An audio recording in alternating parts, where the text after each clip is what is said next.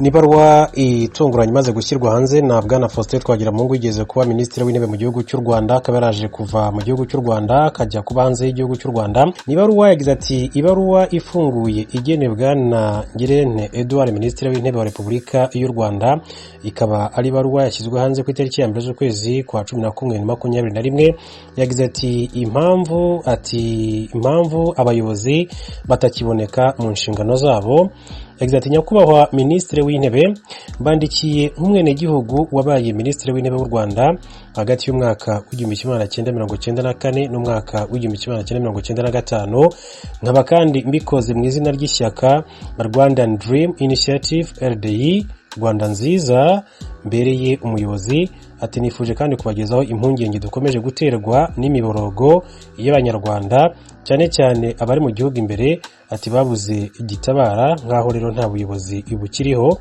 Nyakubahwa minisitiri w'intebe, ati mu nyemerere mbahe ingero z'akarengane n'urugomo bikomeje kuzahaza abaturage mu gihugu cy'u Rwanda. Ati rimwe, abatuye mu cyaro baratabaza kubera inzara n'ubukene batewe no kwamburwa amasambu yabo, ati kurandurirwa imyaka no gutegekwa guhinga ibihingwa bigenewe gucuruzwa ikantarange. Abo mu mijyi, ati batari bake batindahajwe no gusenyerwa amazu yabo nta ngurane bahawe, ahubwo bakaba barahindutse impunzi mu gihugu cyabo. Abanyarwanda, ati kandi bahangayikishijwe no kuburirwa irengero bakorerwa n'inzego zitwa ko ari iz'umutekano, cyane cyane hakaba hibasirwa urubyiruko ubu rwatakaje icyizere cyo kubaho mu gihugu cyarwo rutekanye kandi rwiteza imbere.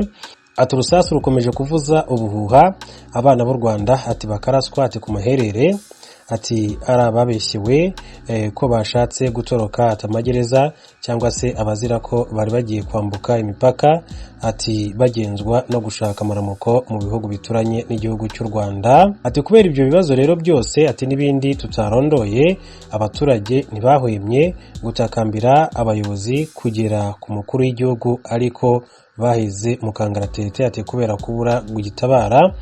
Ati niyo mpamvu rero tubasabye dukomeje ko mwasobanurira rubanda uko ibintu biteye mu by'ukuri.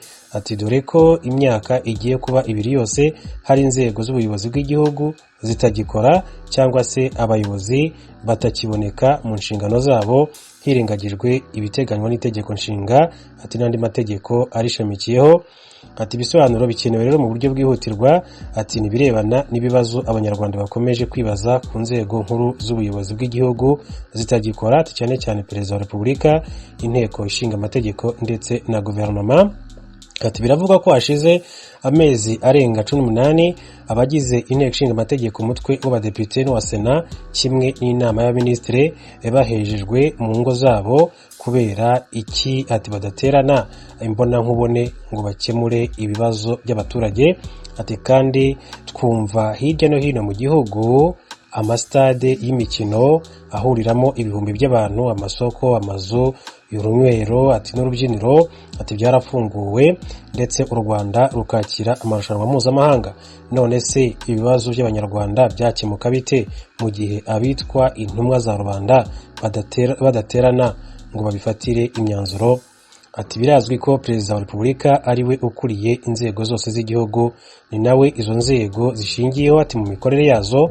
Ati ikibazo ni uko imyaka 2 igiye kurangira nta muturage uramuca iryera.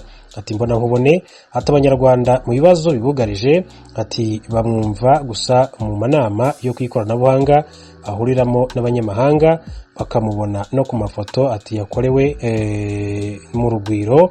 Ati ibyo rero bikaba birushaho gutera urujijo no kwibaza byinshi, ati kuko nta foto ya perezida ishobora kuboneka yafotowe n'ikinyamakuru cyigenga nk'uko bakomeza kugenda babigarukaho muri baruwa ikomeye cyane yanditswe na Bwana Faustin Twagiramungu yigeze kuba minisitiri w'intebe mu gihugu cy'u Rwanda.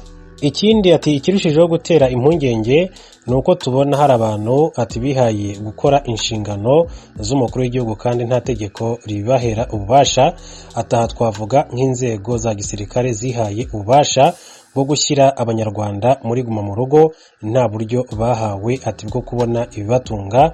Ati byaragaragaye kandi ko inshingano za perezida zo guhagararira u Rwanda mu ruhando mpuzamahanga, kwakira abakuru b'ibihugu, gushyikirizwa impapuro zemerera abambasaderi guhagararira ibihugu byabo mu Rwanda zigaruriwe na Minisitiri w'Ububanyi n'Amahanga.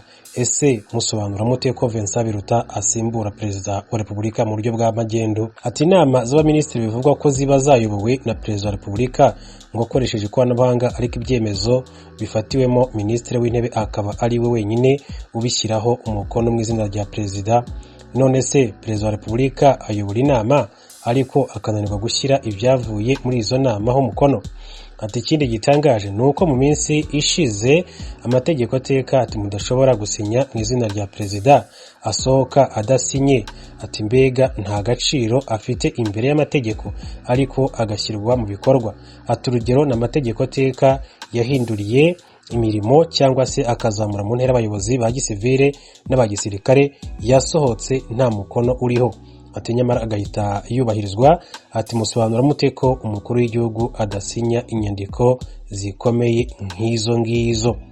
Ati nyakubahwa Minisitiri w'Intebe rero ati mu izina ati muzi neza ko itegeko nshinga rya Repubulika y'u Rwanda mu ngingo yaryo y'105 riteganya uko perezida wa Repubulika asigarirwaho mu gihe adashoboye gukora inshingano ze mu gihe gito.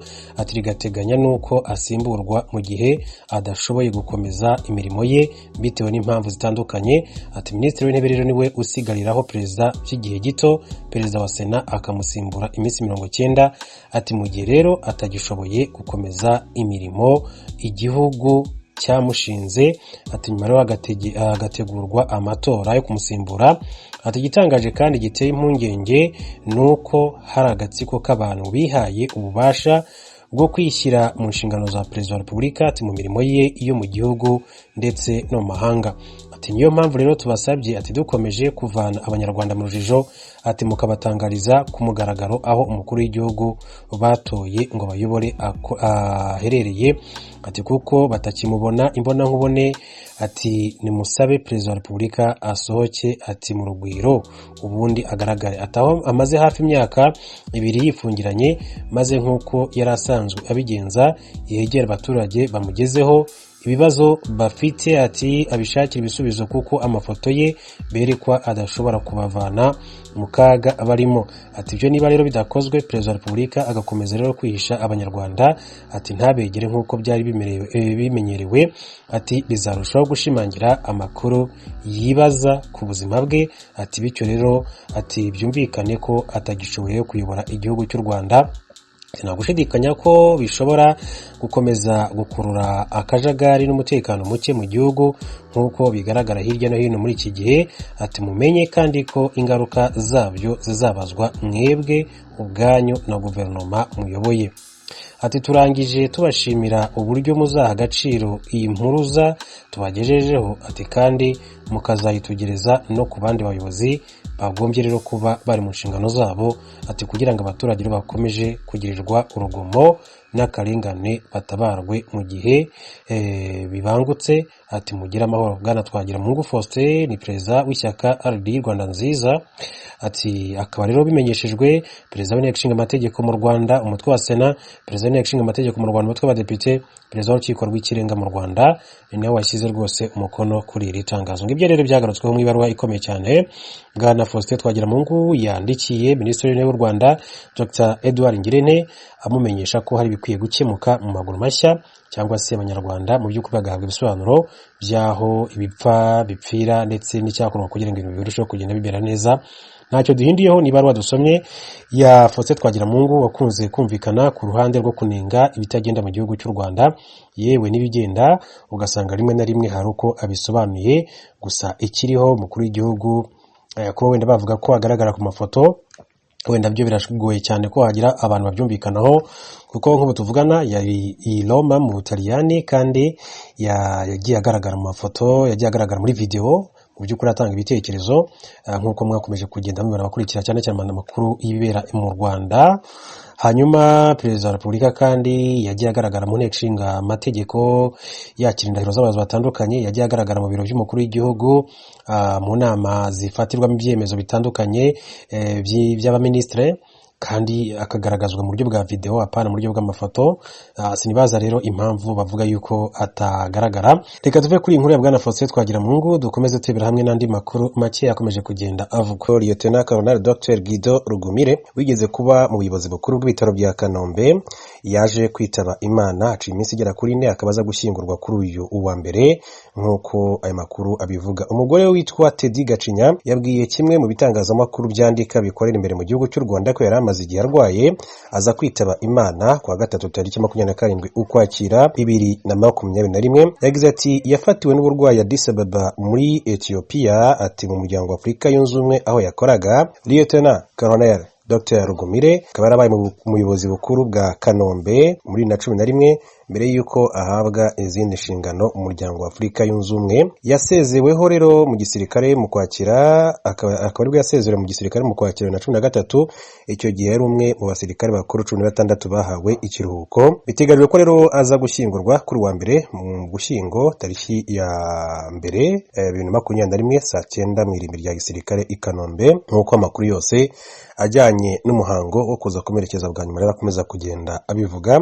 Navuga ko ari igihombo gikomeye cyane, umva ko yari afite inshingano mu muryango wa Afurika yunze ubumwe ya Addis Ababa mu gihugu cya Ethiopia. Kuba rero tumubuze navuga ko ari igihombo gikomeye cyane, gusa niko bimera ku isi. Hanyuma twihanganisha umugore we Teddy Gacinya, abanyamuryango be bose bakomeze gitware, kuko ku isi niko bimera, abaye igihe cyo kuba hakaba n'igihe cyo gusezera ubuzima. Reka rero mvuge ngo n'igisirikare cy'u Rwanda RDF bihangane cyane.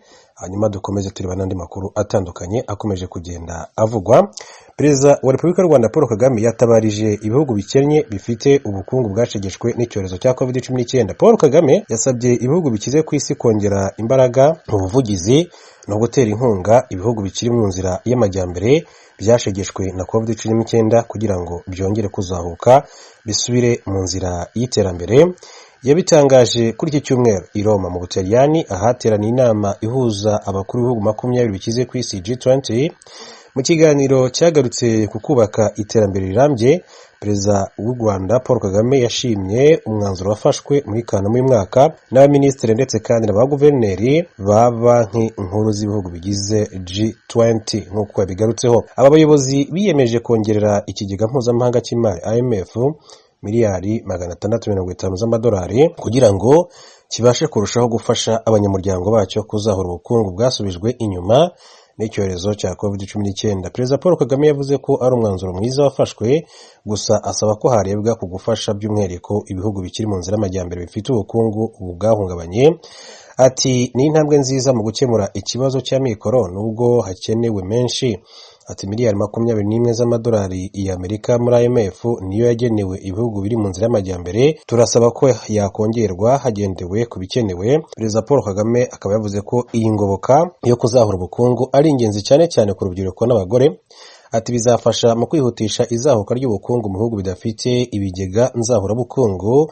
Ati bizafasha kandi abagore n'urubyiruko babashe kubona ubumenyi n'imirimo basubire mu murongo w'iterambere. Perezida Paul Kagame yakomoje kandi ku zindi ngingo zirimo intego z'iterambere rirambye SDGs, asaba ko zongerwamo imbaraga kugira ngo zizagerweho uko ziyemejwe. Yasabye kandi uruhare rwa buri wese mu bihugu bigize G20 mu gushyigikira umuryango mpuzamahanga ubucuruzi hagamijwe ko ubucuruzi mpuzamahanga bukorwa neza. Yavuze ko inama y'umuryango mpuzamahanga w'ubucuruzi ku rwego rwa minisitiri iteganyijwe mu kwezi gutaha ari amahirwe yo kongera kwicara hamwe, ati tugashyira ibintu by'ingenzi ku murongo. Ngaya ni amagambo y'umukuru w'igihugu cy'u Rwanda Perezida Paul Kagame wari witabiriye inama y'ibihugu bikize ku isi G20 iberaga mu gihugu cy'Ubutaliyani i Roma.